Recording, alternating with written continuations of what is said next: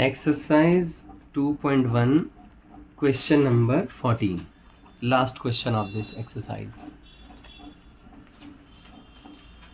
Tan inverse root 3 minus secant inverse minus 2. अब देखो बेटा, उसी तरह से जैसे हमने पहले क्वेश्चंस करे आप वैसे ही कर सकते हो. लेट पहले आप इसे x मान लीजिए. tan इनवर्स रूट 3, तो tan की वैल्यू रूट 3 कहाँ होती है? जी बिल्कुल ठीक, π/3 पर होती है.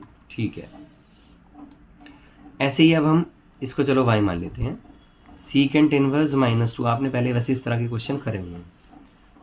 तो यहाँ पे हम क्या लिख देंगे? आइडेंटिटी के अकॉर्डिंग अगर देखोगे तो आप पाई माइनस सीकेंट इनवर्स 2 लिख दोगे.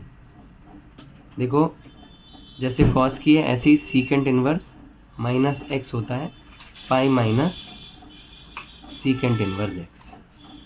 तो वो आइडेंटिटी हमने यहाँ अप्लाई करी. वाई पाई माइनस, अब सीकेंट की वैल्यू 2 कहाँ होती है? तो सीकेंट की वैल्यू 2 अगर हमें याद नहीं आती तो मैंने आपको क्या बताया था अभी कि कॉस की वैल्यू आपको पता होनी चाहिए 1/2 कहाँ होती है. कॉस की वैल्यू 1/2 π/3 पर होती है. तो आप उसका रिवर्स कर दो, यानी कि शीर्षासन कर दो π/3. तो y कितना हो गया?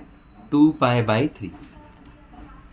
देयरफॉर अब अगर आप देखेंगे वैल्यू तो क्या बनेगा, क्योंकि वो x है और यहाँ पर ये y है. देखो ये x है और ये y है, तो हमारे पास कितना आया? π/3 माइनस 2π/3.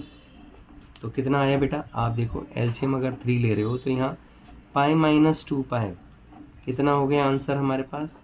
-π/3. ये आंसर आना चाहिए. बी ऑप्शन हो गया, ये ऑप्शन है हमारा.